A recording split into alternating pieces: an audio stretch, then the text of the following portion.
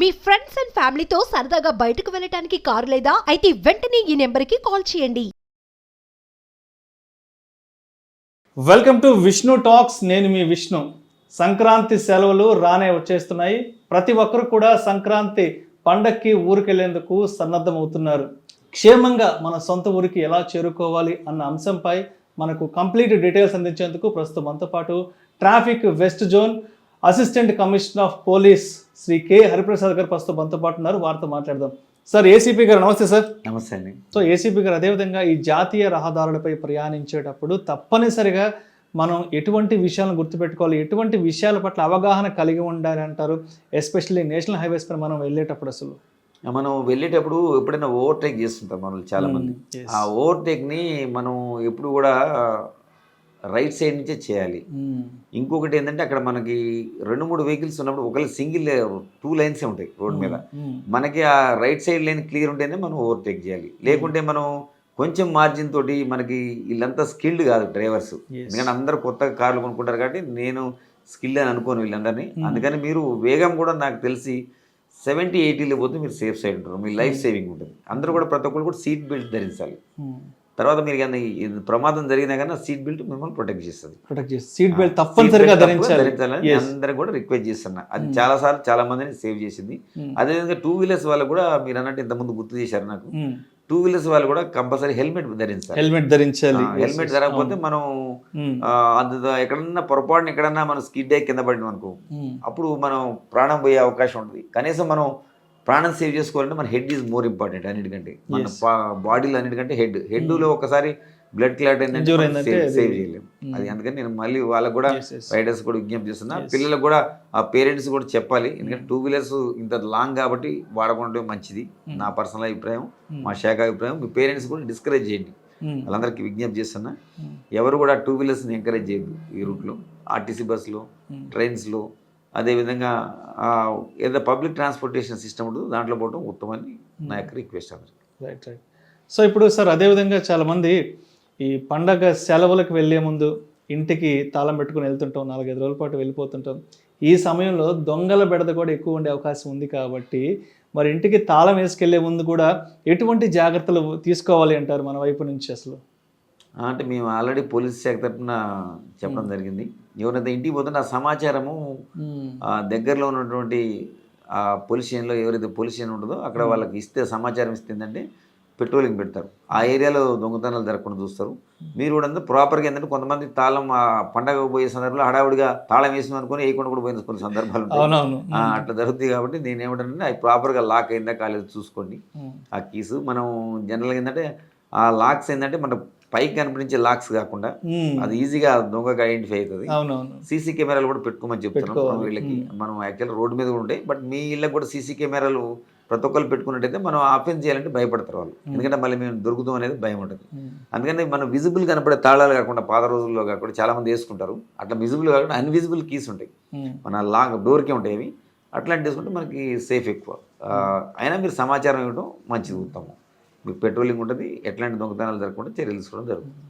సరే, ఇప్పుడు అదేవిధంగా ఈ రహదారుల మీద ప్రయాణించేటప్పుడు ఒకవేళ రోడ్డు ప్రమాదాలకు గురైనా, లేదంటే పతంగులు ఎగరవేసేటప్పుడు విద్యుత్ ఘాతానికి గురైనా, సో వెంటనే ఎవరికి ఎటువంటి సమాచారం అందించాలి అంటారు అసలు మనం? మొట్టమొదటిగా ఇప్పుడు మీకు 100 ఉంటుంది, డైల్ 100 అని. దానికి సమాచారం అందిస్తే ఇమీడియట్గా వాళ్ళు సేమ్ టైము అంబులెన్స్ కూడా ఇన్ఫామ్ చేస్తారు మనకి.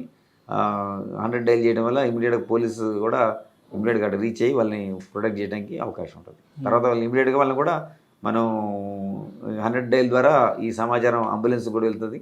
వాళ్ళు కూడా వచ్చి ఇమీడియట్గా అక్కడ నుంచి షిఫ్ట్ చేసి వాళ్ళకి తగిన మెడికల్ ఫెసిలిటీ కల్పించే అవకాశం ఇమీడియట్ చేస్తారు. తర్వాత దగ్గరలో హాస్పిటల్కి తీసుకెళ్ళి వాళ్ళకి వైద్యం చేసి ప్రాణం కాపాడడానికి ప్రయత్నం చేస్తారు శాశక్తి.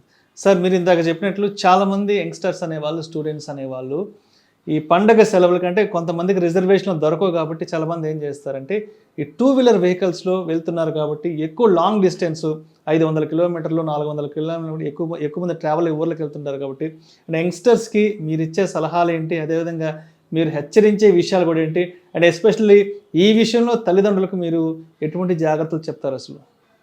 నేను దాదాపు నా పర్సనల్ రిక్వెస్ట్, మా శాఖ రిక్వెస్ట్ ఏంటంటే 2 వీలర్స్ వాడొద్దని చెప్తాను. తర్వాత వాడిన ఒక విధి లేని పరిస్థితుల్లో వాడితే మీరు కంపల్సరీ హెల్మెట్ ధరించాలి. సేమ్ అది బండి వెహికల్స్ అయితే కండిషన్స్ ఉన్నాయి లేవు చూసుకోవాలి ఫస్ట్ ఆఫ్ ఆల్. అదేవిధంగా మీరు ఆ స్పీడ్ ఎక్కువ పోవద్దు, అది కూడా నాట్ మోర్ దెన్ 70-80 పోకుండా ఉంటేనే బాగుంటుంది. తర్వాత ఓవర్టేక్ కూడా చేయొద్దు, ఎందుకంటే స్కిడ్ అయ్యే అవకాశం ఉంటుంది. మనకి మంచు ఇవన్నీ ఉంటాయి కాబట్టి వాతావరణం ఉంటుంది కాబట్టి ఒక్కోసారి మనకి విజిబిలిటీ లేనప్పుడు ఇంకా స్లోగా పోవాలి, విజిబుల్ ఉన్నప్పుడు పోండి. కానీ బట్ ఓవర్టేక్ ప్రయత్నం చేయకుండా మీరు మీ యొక్క స్పీడ్లో కంటిన్యూగా అప్పుడు అలర్ట్గా ఉండాలి.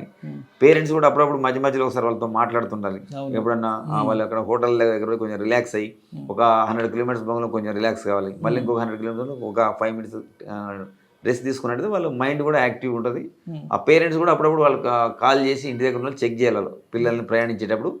మధ్య మధ్యలో కూడా హెచ్చరిస్తే వాళ్ళు కొంచెం ఏదైనా ఉన్నా కానీ వాళ్ళ ఆ ఏజ్లో వాళ్ళకి తెలియదు ప్రాణ విలువ. కాబట్టి అంటే మనం ఆ ప్రాణ విలువ తెలియజేస్తే పేరెంట్స్ అప్పుడు వాళ్ళు సరిగా ప్రయాణం చేసే అవకాశం ఉంటుంది, వాళ్ళు సేఫ్ సైడ్గా వాళ్ళ ఇంటికి రీచ్ అయ్యే అవకాశం ఉంటుంది. సో ఏసీపీ గారు అదేవిధంగా ఈ జాతీయ రహదారులపైన ఎక్కువగా ప్రమాదాలు ఈ ఆగి ఉన్న వాహనాలను ఢీకొంటూ ఉంటారు కదా. సో చాలామంది అవగాహన లేకపోవడం వల్ల ఈ కార్లను కానీ లేదంటే ట్రావెల్స్ బస్సులు లారీలు తీసుకెళ్ళి రోడ్డు పక్కన ఆపేస్తుంటారు.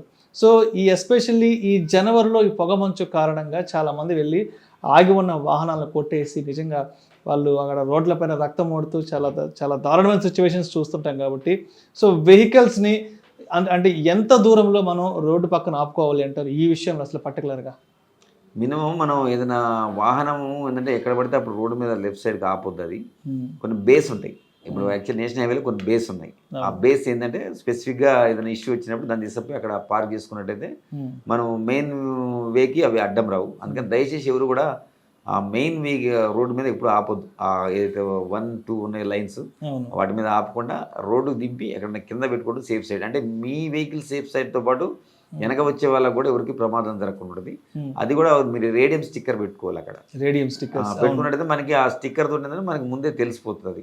పొరపాటున అక్కడ ఏమైనా ఉన్నా కానీ మనం ముందు అలర్ట్ చేయాలి. ఎందుకంటే చాలా మందికి పొగ మంచులు వచ్చిన వాళ్ళకి అర్థం కాక వాళ్ళు హిట్ చేయడం వల్ల వాళ్ళ ప్రాణాలు గాలిలో కలిసిపోయే అవకాశం ఉంటుంది. పాపం అన్యాయంగా చనిపోతారు. కాబట్టి దయచేసి మీరు ఎవరు కూడా రోడ్డు పక్కన ఎక్కడ ఏ ఇష్యూ వచ్చినా ఆపబాకండి. ఛాయ్ కావాలన్నా, టీ తాగాలన్నా, ఇంకా బిస్కెట్ల కోసం వాటి కోసం కూడా ఆ స్పెసిఫిక్గా రోడ్డు దించేసి లోపల కంప్లీట్ వెళ్ళిపోయి ఆ మెయిన్ రోడ్డు మీద ఎక్కడ కూడా అబ్స్ట్రక్షన్ లేకుండా చూసుకోవాలి.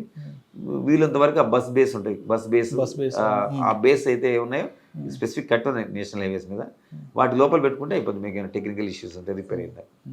అదేవిధంగా మరీ పర్టికులర్గా డ్రైవర్లకి ఎటువంటి సలహాలు సూచనలు తెలియజేస్తారు? అదేవిధంగా ఎటువంటి విషయాల పట్ల మీరు హెచ్చరికలు కూడా ఇవ్వబోతున్నారు అసలు డ్రైవర్లకి? డ్రైవర్స్ కూడా ఏంటంటే నేను చెప్పేది అంటే వాళ్ళు ప్రతి ఒక్కరు విధిగా సీట్ బెల్ట్ ధరించాలి. ఎవరు కూడా తాగి వాహనం నడపకూడదు. సెకండ్, థర్డ్ ఏంటంటే తమ వాహనం కండిషన్లో ఉందా లేదు చూసుకోవాలి. బ్రేక్స్ కానీ ప్రాపర్గా ఉన్నాయా లేవా, లాంగ్ జర్నీ చేస్తారు కాబట్టి చూసుకోవాలి. వారి కండిషన్ ఎట్లుంది, ఇంజన్ కండిషన్ ఎట్లుంది చూసుకోవాలి. అన్నెసెసరీగా ఓవర్టేక్ చేయొద్దు.